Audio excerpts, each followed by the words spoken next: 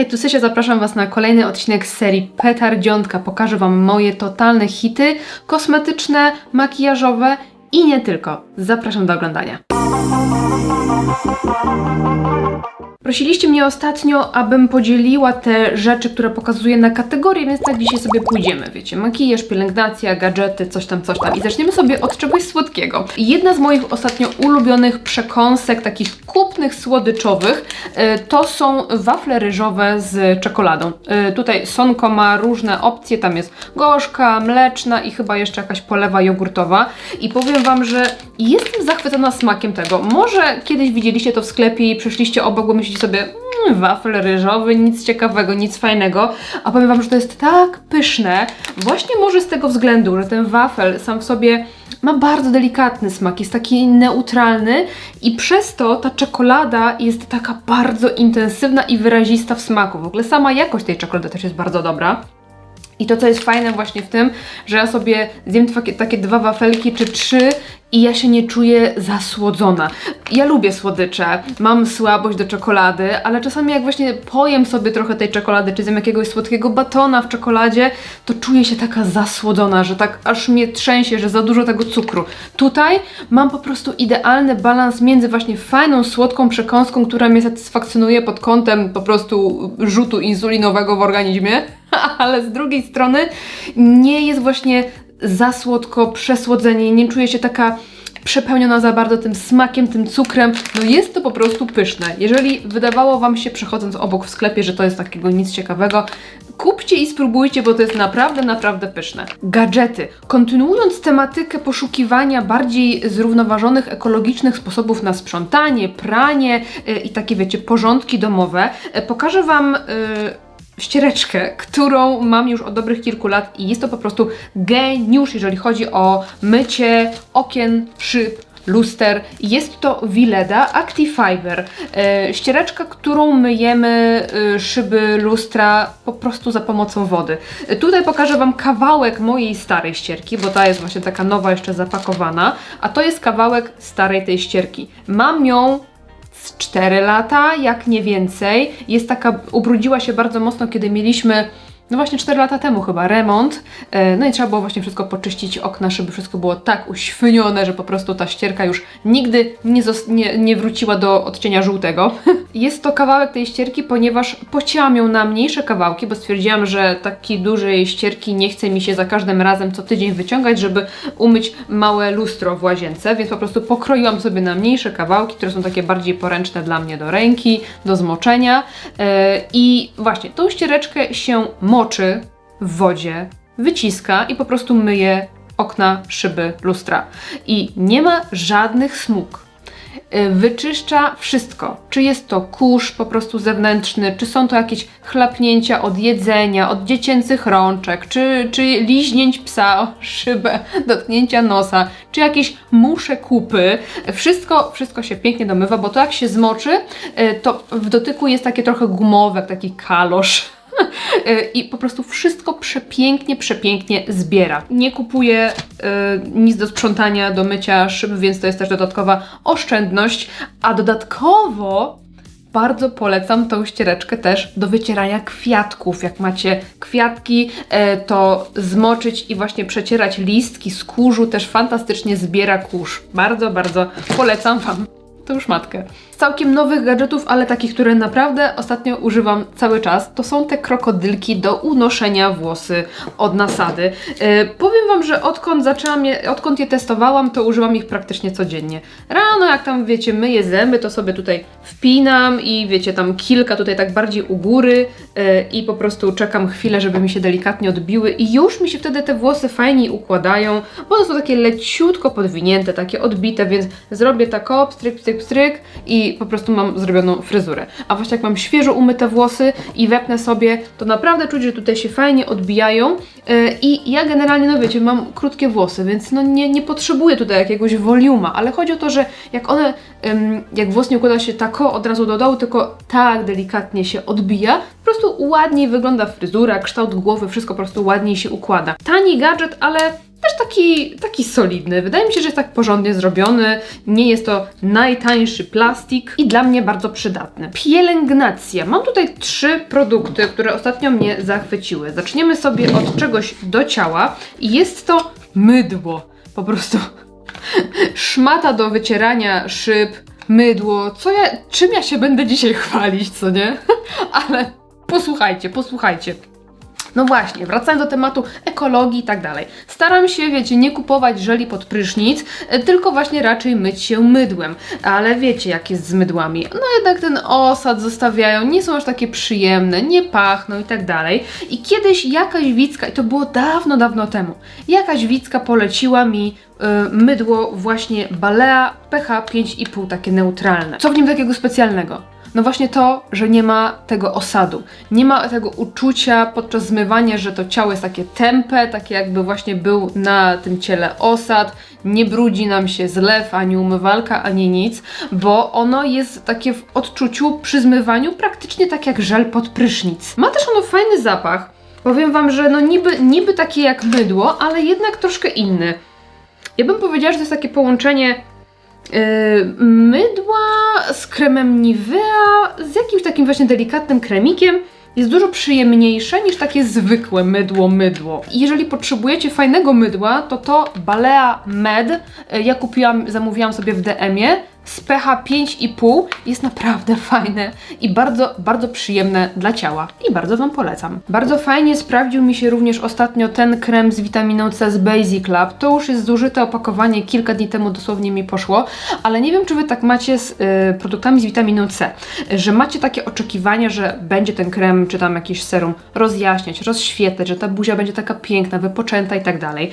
I ja przez długi czas nie mogłam właśnie znaleźć nic takiego z witaminą C, co faktycznie będzie tak działało. Kiedyś, kilka lat temu używałam jakiegoś fajnego serum, że jak nałożyłam wieczorem, to rano miałam taką jaśniutką, piękną buzię, wyrównany koloryt, te wszystkie wypryski takie powygaszane i dawno nie trafiłam na takie serum, po którym po prostu widziałabym jakieś działanie.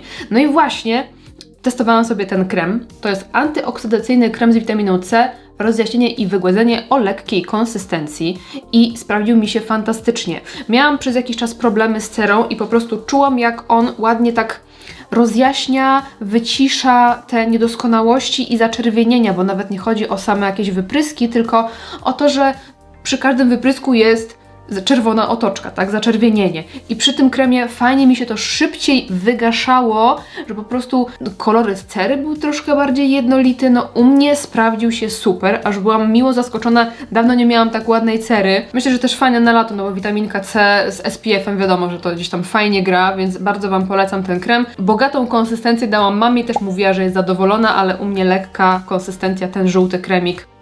Obiecałam sobie ostatnio poszukać idealnego preparatu do demakijażu, bo używałam wielu i wiele było dobrych, ale w każdym było jakieś ale. Dla mnie idealny olejek byłby średnio gęsty, ale taki, który się emulguje, ale tak nie w pełni. I chyba znalazłam ideał. Jest to olejek z Hagi, Natural Makeup Remover Oil. Mam wrażenie, że jest to mój ideał. Wszystko mi w nim odpowiada, idąc po kolei. Szklana butelka, dużo bardziej ekologiczna niż kolejny plastik. Chociaż w łazience mi się nieraz zdarzyło szklane butelki pobić, ale miejmy nadzieję, że przy demakijażu mi się to nie stanie. Zapach jest prześliczny.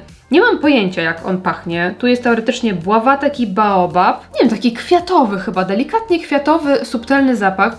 Prześliczny, bardzo przyjemny w użytkowaniu. No i właśnie, formuła, którą nie za specjalnie tutaj zobaczycie, a może troszkę.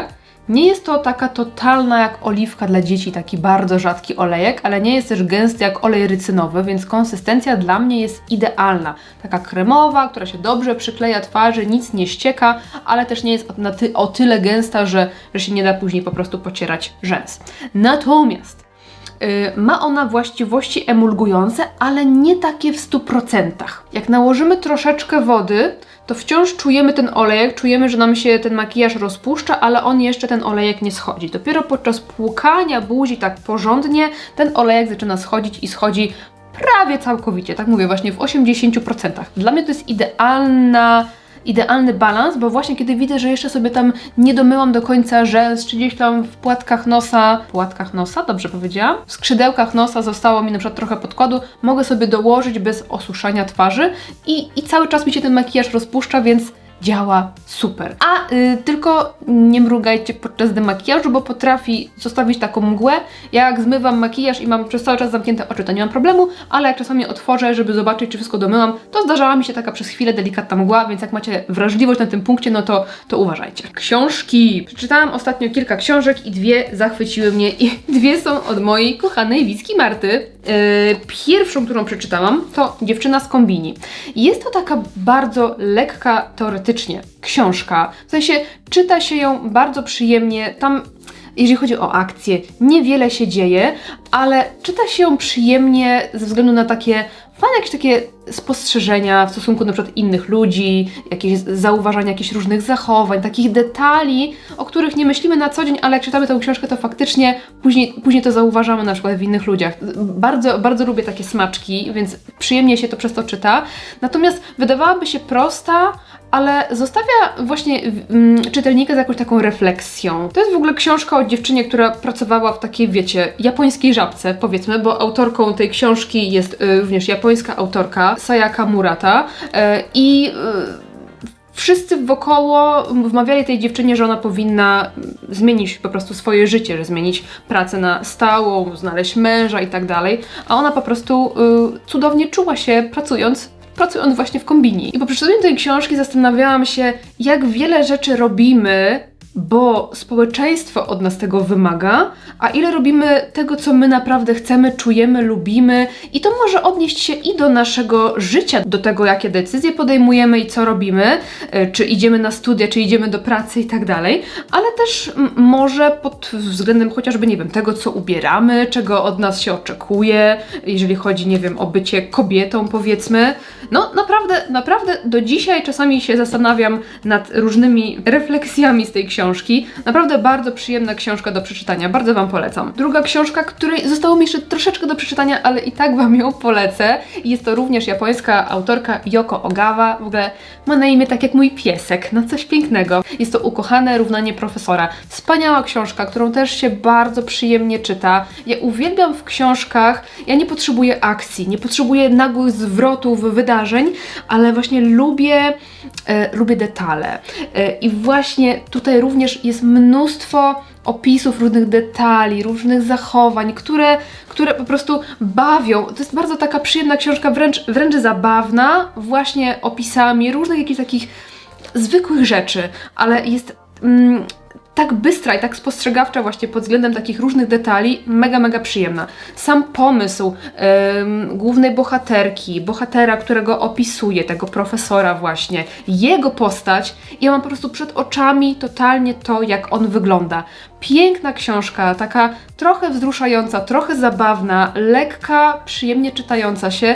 Dzięki niej trochę polubiłam bardziej matematykę, to była zawsze moja zmora w szkole, jednak jestem artystą i matematyka do niczego nie jest mi potrzebna, ale może trochę pokazuje matematykę jak sztukę, trochę bardziej.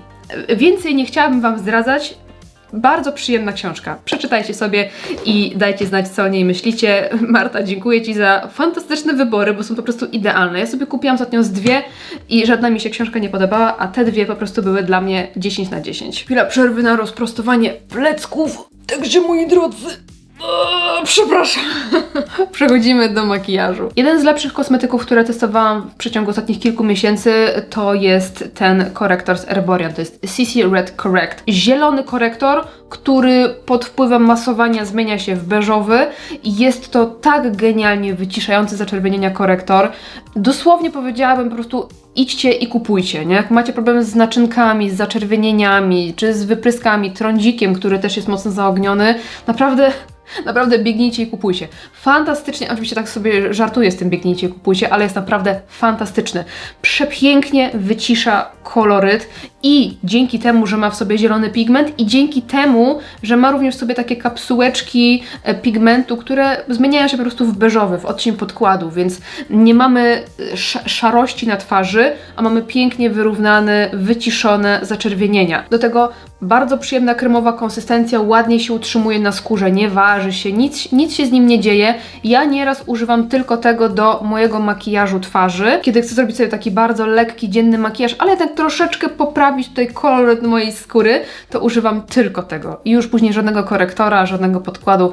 Jest fenomenalny. Naprawdę, jeżeli macie problemy ze skórą w kierunku zaczerwienień, spróbujcie sobie. Nawet kupcie sobie tą mniejszą pojemność na spróbowanie, bo jest naprawdę skuteczny. Bardzo Wam polecam. Ten produkt trafił w ogóle już do mojego kufra, już go nie używałam nieraz na klientkach i no po prostu polecam. Jest fenomenalny. Jeżeli chodzi o korektory, ostatnio bardzo polubiłam się z totalnymi zakrywaczami z Glam Shopu. Jest to mocno kryjący korektor, natomiast w odróżnieniu od innych mocno kryjących korektorów, które często pod okiem wyglądają ciężko i dosyć sucho, robi się taka skorupka, te mają bardzo, powiedziałabym, plastyczną formułę, taką konsystencję, że ona jest taka, no taka plastyczna właśnie, że ona delikatnie nam tutaj gęstnieje, jakby zastyga pod okiem, ale nie do takiej Sahary, totalnej suchości, jak na przykład MAC Pro Longwear, tylko on jest cały czas plastyczny, że można go jakoś tam doklepać, coś z nim zrobić. Fajnie się na nim pracuje. Moim ulubionym odcieniem jest 1, bo ona jest taka leciutko wpadająca w żółć, ale to też nie jest taki typowo żółty korektor. Bardzo często go używam. Używałam go również na klientkach przy trudniejszych okolicach pod oczami, trudniejszych, w sensie wymagających więcej pracy. Fajnie się sprawdza, naprawdę bardzo dobrze kryje. Ja dzisiaj użyłam go w bardzo minimalnej ilości. Wyciągnęłam sobie jedno kopytko na podkładkę i użyłam, nie wiem, 1/3, 1/4 i dla mnie to totalnie wystarczyło na moje problemy pod oczami. Jeżeli ktoś ma oczywiście większe, to można sobie użyć go więcej, ale nie trzeba go używać dużo, bo koncentracja pigmentu jest dobra, ale właśnie przede wszystkim zachwycam się jego formułą i konsystencją, bo to jest jakość dla mnie już bardziej marek premium, dosłownie. Kiedy zależy mi na ładnym wygładzeniu tekstury mojej skóry, na takim wyblurowanym efekcie, ale nie chcę, żeby ta buzia była taka matowa i sucha, to sięgam ostatnio bez przerwy po puder Prisme Libre od Givenchy. Ja mam w odcieniu 2, Satin Blanc. Pokazywałam Wam go w odcinku z luksusowymi kosmetykami, które są warte swojej ceny albo nie warte. On tutaj ma 4 różne odcienie, je się miesza w jeden i po prostu pudruje skórę. Pięknie wygląda na skórze, po prostu przepięknie, bo idealnie bluruje, ale bez efektu pudrowości. Ja tutaj na przebitkach go tak sobie mocno, dużo wklepałam, więc on z początku przez chwilę wygląda na biały, ale jak go strzepałam, bo po prostu na puszku zostało mi go więcej. Jak go strzepałam, to już ta buzia wygląda na taką piękną, wyblurowaną. Nie jest to puder, który będzie trzymał mat na tłustych cerach mieszanych przez długi czas. Zresztą widzimy, że u mnie cały czas jakby skóra pracuje ze światłem delikatnie, prawda? Więc jeżeli zależy nam na super matowym wykończeniu i utrwaleniu matu, no to nie do końca, ale jak chcemy mieć wyblurowanie, gładkość i taką właśnie matowo-satyność, taką miękką, to jest to fantastyczny puder. Dla cer dojrzałych, na przykład z rozszerzonymi porami, girl, cudowny. Rozświetlacz, który robi ostatnio u mnie totalną furorę, to jest ten z RMS Beauty.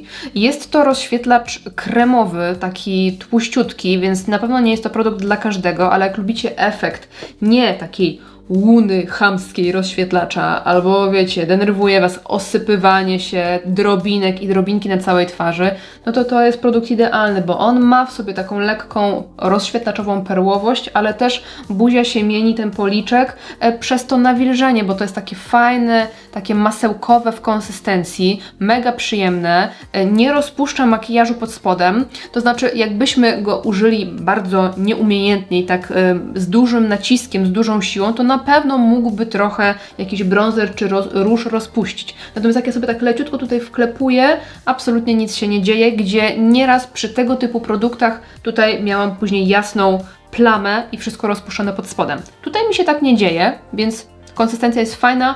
Mi się wydaje, że właśnie przez to, że jest taka gęsta, bo takie kremowe rozświetlacze często są bardziej śliskie jak wazelina niż gęste jak masło Shea.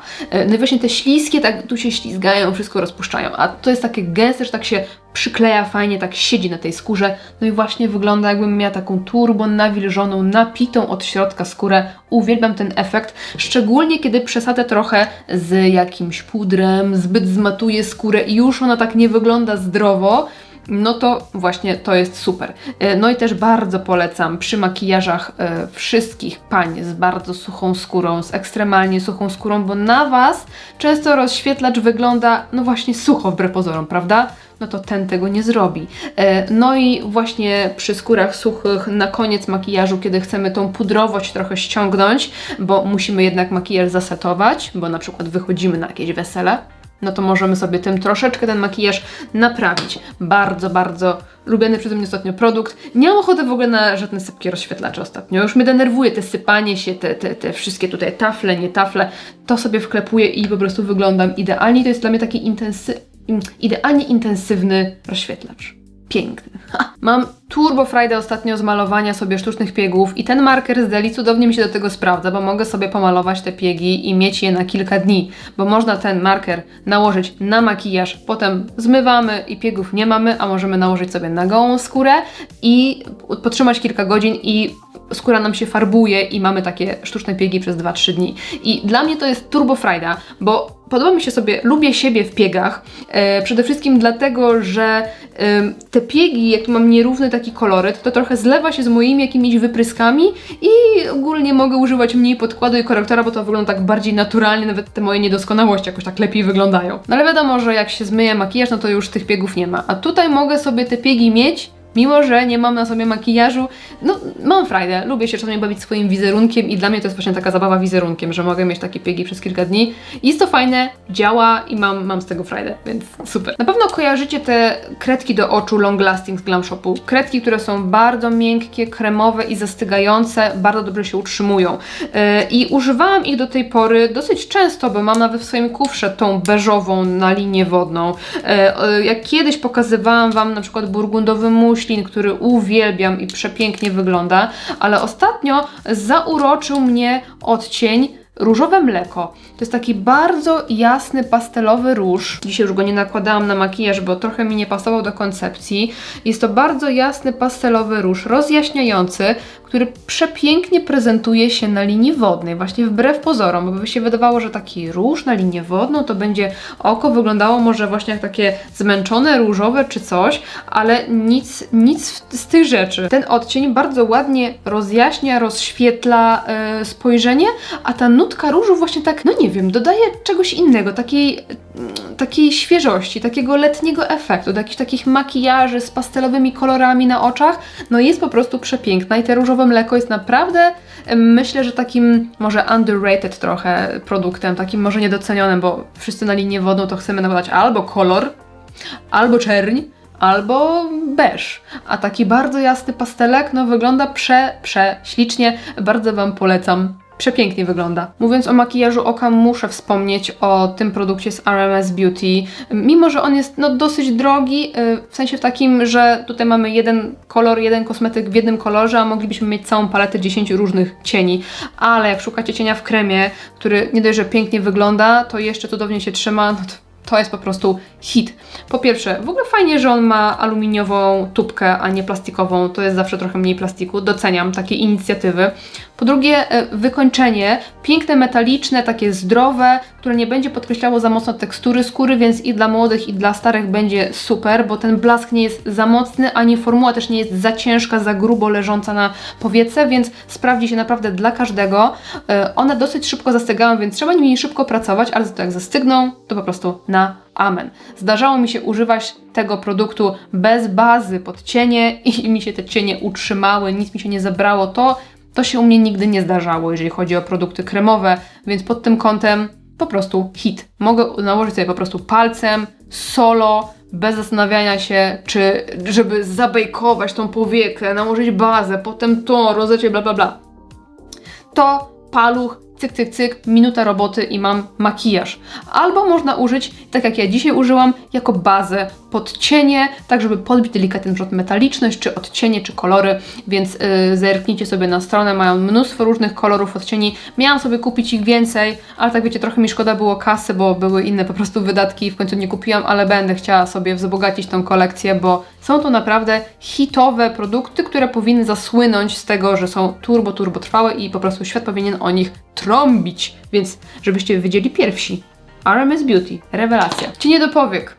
Powiem Wam, że ostatnio mało która formuła mnie w jakiś sposób zachwyca, zadziwia, robi na mnie jakiekolwiek wrażenie. Ostatnio takie wrażenie zrobiły na mnie palety z Cosmic Brushes. Kiedy kupiłam je po raz pierwszy i zaczęłam używać, to poczułam ten dreszczyk ekscytacji i dawno takiego dreszczyka ekscytacji nie czułam, aż nie wypróbowałam marki The Dots. No słuchajcie, po prostu osoba, która tak dużo się maluje, tak dużo testuje, pragnie raz na jakiś czas poczuć dreszczyk ekscytacji i podniecenia, że jest coś fajne.